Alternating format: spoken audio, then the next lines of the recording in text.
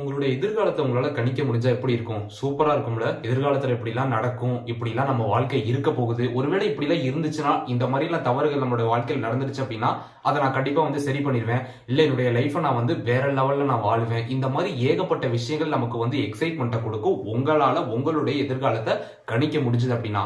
அதே மாதிரி தான் நாஸ்ட்ராடமஸ் அப்படிங்கிற ஒரு பிரெஞ்சு பிலாசபர் எதிர்காலத்தை கணிச்சிருக்காரு அப்படின்ட்டு இன்னைக்கு ஏகப்பட்ட பக்கங்கள்ல நீங்க படிச்சிருக்கலாம், பார்த்திருக்கலாம்.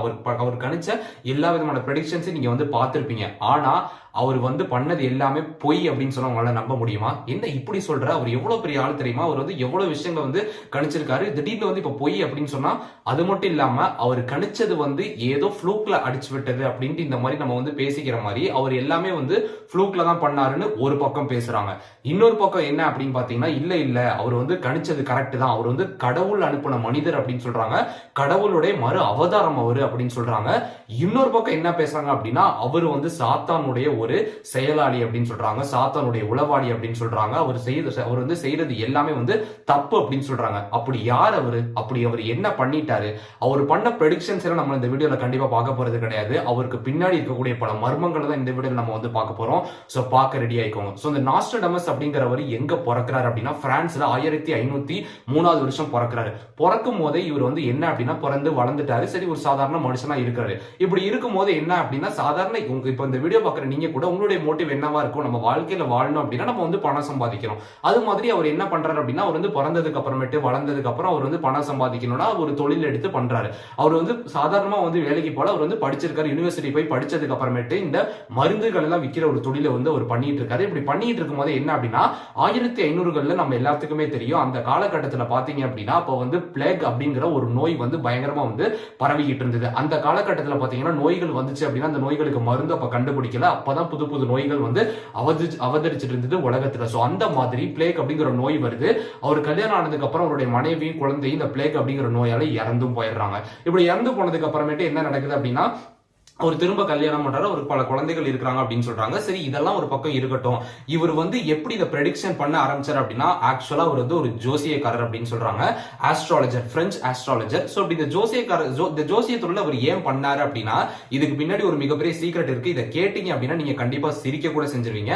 அப்படி என்ன அப்படின்னு கேட்டா அவர் இந்த ஜோசிய தொழில எப்படி ஆரம்பிச்சார் அப்படின்னா இந்த ஒவ்வொருத்தருக்கா கைரேகையை பார்த்து அவர் ஜோசியம் சொல்றாரு. இப்படி சொன்னதுக்கு அப்புறமேட்டு என்ன நடக்குது அப்படின்னு பாத்தீங்கன்னா பெரிய பெரிய ஆட்களுடைய அவருக்கு பழக்கம் ஏற்படுது. அந்த காலகட்டத்தில் இருந்த பெரிய பெரிய பணக்காரங்க, பெரிய பெரிய பிசினஸ்மேனா இருக்கட்டும், அவங்களோட எல்லாம் பழக்கம் ஏற்பட்டதுக்கு அப்புறம் அவங்களுடைய வாழ்க்கையை கணிக்க ஆரம்பிச்சிட்டாரு. இப்படி அந்த காலகட்டத்தில் இவர் ரொம்ப ஃபேமஸ் ஆனதுக்கு அப்புறம் என்ன நடக்குது அப்படின்னா பெரிய பெரிய பணக்காரங்க, அதாவது வேற வேற நாடுகள்ல வேற ஊர்கள்ல இருக்க பணக்காரங்க எல்லாம் நீங்க வரணும், என்னுடைய வாழ்க்கையை நீங்க கணிக்கணும், அதாவது என்னுடைய வாழ்க்கையில் என்ன நடக்க போகுது அப்படின்ட்டு பெரிய பெரிய பணக்காரங்க இவங்க புக் பண்ணவே ஆரம்பிச்சிட்டாங்க. சோ அந்த காலகட்டத்தில் எப்படி இருந்திருக்கு பாருங்க. இதெல்லாம் நம்புற மாதிரியே இருக்கான்னு நீங்க கேட்கலாம். ஆனா இதுதான் அவருடைய வரலாறு எடுத்து பார்க்கும்போது கம்ப்ளீட்டா அவரை பத்தி கொடுத்திருக்கக்கூடிய விஷயங்கள் இதுதான். சோ இந்த மாதிரி விஷயங்கள் நடக்கும்போது என்ன நடக்குது அப்படின்னா கொஞ்சம் கொஞ்சமா அவர் அதிலே ஃபேமஸ் ஆகிறாரு. அவருக்கு அது பணமும் கிடைக்குது.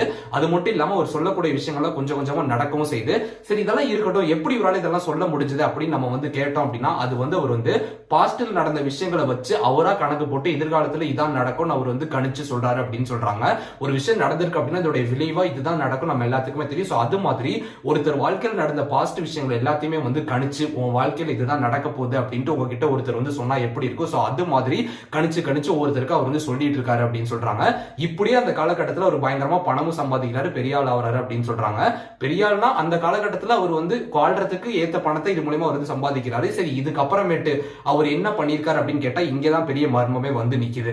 அவர் கணிச்ச விஷயங்களை கதையாவோ வார்த்தையாவோ குறிப்பிடல, போயம்ஸா அதாவது பெரிய பெரிய பாட்டா எழுதியிருக்காரு. பிரெஞ்சுல 4 வரி பாட்டா. அந்த பாட்டுகள்ல இருக்கக்கூடிய மிகப்பெரிய மர்மம் என்னன்னு நம்ம இப்ப பார்க்க போறோம். அது என்ன பெரிய மர்மம் அப்படின்னு கேட்டா அந்த பாட்டுல முக்கியமான ஒரு 2 ஸ்டான்ஸா இருக்குது. அந்த ரெண்டுமே ரியலா நடந்ததுனாலதான் அவர் சொல்றது நடந்துருமோ அப்படின்னு நிறைய பேர் பயப்படுறாங்க. அது என்ன அப்படின்னு பாத்தீங்க அப்படின்னா ஒரு பாட்டுல என்ன சொல்றாரு அப்படின்னா ஒரு நதிக்கரையோரம் ஒரு ஏழை பையன் பிறப்பான். அந்த பிறந்த அந்த பையன் உலக போர் நடத்துவான். உலக போர் நடத்தினதுக்கு அப்புறம் அவனுடைய பேச்சுக்கு இந்த உலகமே மயங்கி போவோம். யார் அந்த பையன் அப்படின்னா வேற யாருமே கிடையாது, ஹிட்லர். அதே மாதிரி ஹிட்லர் ஒரு ஆறுக்கு பக்கத்துல தான் அவர் பிறக்கிறாரு. ஒரு பிறந்தப்ப அவர் ஏழையா இருந்திருக்கிறாரு. ஏழையா இருந்ததுக்கு அப்புறமேட்டு அவர் வளர்ந்ததுக்கு அப்புறம் உலக போர் நடத்தி இருக்கிறாரு. அது மட்டும் இல்லாம ஒண்ணுமே இல்லைன்னு நினைச்ச ஒரு பையன் வளர்ந்து உலக போர் நடத்தி அவருடைய ஸ்பீச், ஹிட்லருடைய ஸ்பீச்சை கேட்டா நம்மளே மயங்கிடுவோம். நமக்கே ஒரு பயங்கர ஆச்சரியமா இருக்கும், மோட்டிவேஷனா இருக்கும். சோ அவர் சொன்ன விஷயங்கள் அச்சஸ்தலா அப்படி நடந்திருக்கு அப்படின்ட்டு இதுல இருந்து தெரியுது. இன்னொரு விஷயம் என்ன அப்படின்னு பாத்தீங்கன்னா, நியூ சிட்டி அப்படின்ட்டு ஒரு வார்த்தையை குறிப்பிட்டு ஒரு போயம் எழுதியிருக்காரு. அந்த நியூ சிட்டி தான் நியூயார்க் சிட்டி அப்படின்ட்டு இன்னைக்கு இருக்கக்கூடிய மக்கள் வந்து சொல்றாங்க. நியூயார்க் சிட்டில ஒரு அட்டாக் வந்து நடந்திருக்கு, டெரரிஸ்ட் அட்டாக். சோ அந்த இடம் தான் நியூயார்க் சிட்டி. ஒரு நியூயார்க் சிட்டில இருக்கக்கூடிய ஒரு பெரிய டவர் வந்து எரிஞ்சிருக்கு அப்படின்னு சொல்றாங்க. அவருடைய போயம்லயும் நியூ சிட்டில பெரிய தீ பற்றி எரியும் அப்படின்னு ஒரு குறிப்பிட்டிருக்கிறத வச்சு கம்பேர் பண்ணி சொல்றாங்க. சோ இது மாதிரி அவர் சொன்ன எல்லா விஷயங்களையும் வந்து குறிப்பிட்டிருக்காங்க. கொரோனா வந்தது கூட குறிப்பிட்டிருக்காங்க. அது எப்படி அப்படின்னா 2023ல கொரோனா அப்படின்னு வரும் அப்படின்ட்டு அப்படி அவர் வந்து சொல்லல. ஆனா அதாவது எதிர்காலத்துல வந்து பாத்தீங்க அப்படின்னா, அதாவது 2ஆம் நூற்றாண்டுகள்ல பாத்தீங்க அப்படின்னா கொரோனா அப்படிங்கிறது ஒரு நோய் வரும், அந்த நோயினால மனிதர்கள் கஷ்டப்படுவாங்க அப்படின்ட்டு சொல்லாம சொல்லி வச்சிருக்காரு போயம்ல. சோ இதெல்லாம் வச்சு இதெல்லாம் வந்து உண்மையா இருக்கலாமா அப்படின்னு குறிப்பிட்டிருக்காங்க. சோ கடைசியா இந்த வீடியோவோட சீக்ரெட் என்ன அப்படின்னு பாத்தீங்கன்னா, அவர்கிட்ட இருந்து நம்ம தெரிஞ்சுக்கக்கூடிய மிகப்பெரிய சீக்ரெட் என்ன, இது வந்து நம்பலாமா வேண்டாமா அப்படின்னு நீங்க கேட்டீங்க அப்படின்னா, இதெல்லாம் ஒரு பக்கமா நம்ம இதை வச்சுட்டு நம்ம ஒரு பக்கம் பார்த்தோம் அப்படின்னா, இவர் சொன்ன விஷயங்கள் எல்லாமே வந்து அழிவை பத்தினது. இவர் சொன்ன விஷயங்கள் எல்லாமே வந்து இப்ப இருக்கக்கூடிய காலகட்டத்தை வந்து கணிச்சு எதிர்காலத்துல எப்படி இருக்கும் அப்படின்ட்டு அவரா ஒரு கணக்கு போட்டு சொன்ன விஷயங்கள். சரி, இவ்வளவு விஷயங்கள் சொல்லியிருக்காரு, அவருடைய மரணத்தை அவரால் கணிக்க முடிஞ்சதா அப்படின்னு நீங்க கேட்டீங்க அப்படின்னா, அதையுமே அவர் வந்து கணிச்சிருக்காரு. ஒரு ராத்திரி அவர் தூங்க போறப்போ அவருடைய பிஏ, அதாவது பர்சனல் அசிஸ்டன்ட்னு வச்சுக்கோங்க. சோ அப்படி பிஏவா இருக்கிறவர்கிட்ட சொல்றாரு, நாளை கடல் நான் எந்திரிக்க மாட்டேன், இறந்து போயிடுவேன், என்னை கொண்டு போய் புதைச்சிரு அப்படின்ட்டு சொன்ன மாதிரியே அவர் வந்து இறந்தும் போயிட்டாரு. அவருடைய மரணத்தை அவரால் வந்து கணிக்க முடிஞ்சிருக்கு அப்படின்னு சொல்றாங்க. சோ இப்படிலாம் இருக்கும்போது அவர் கணிச்ச இந்த விஷயங்கள் எல்லாமே அழிவு சம்பந்தமா இருக்கிறதுனால இவர் வந்து சாத்தான் அனுப்பின ஆளா இருப்பாரோ, இவர் வந்து நல்லவரா கெட்டவரா அப்படின்னு அந்த காலகட்டத்தில் அவரை பத்தி தப்பா வந்து பேச ஆரம்பிக்கிறாங்க, எழுத ஆரம்பிக்கிறாங்க. அது மட்டும் இல்லாம இவ்வளவு விஷயங்கள் நடந்தாலும் கூட அவர் வந்து இந்த கணிப்புகள் வந்து தொடரவே இல்லை. இதுல இருக்கக்கூடிய மிகப்பெரிய சீக்ரெட் என்ன அப்படின்னா, அவர் கணிச்ச விஷயங்கள் 1500கள்ல இருந்து 3998வது வருஷம் வரைக்கும் பல உண்மைகள் என்னுடைய போயம்ல இருக்குன்னு அவர் வந்து குறிப்பிட்டே வச்சிருக்காரு. சோ இவர் சொன்ன விஷயங்கள் எல்லாமே வந்து அழிவு சம்பந்தமா இருந்ததுனால ஏதோ ஒரு விஷயம் உருவாக்குனாலும் அழிவுன்னு கண்டிப்பா இருக்கதான் போகுது.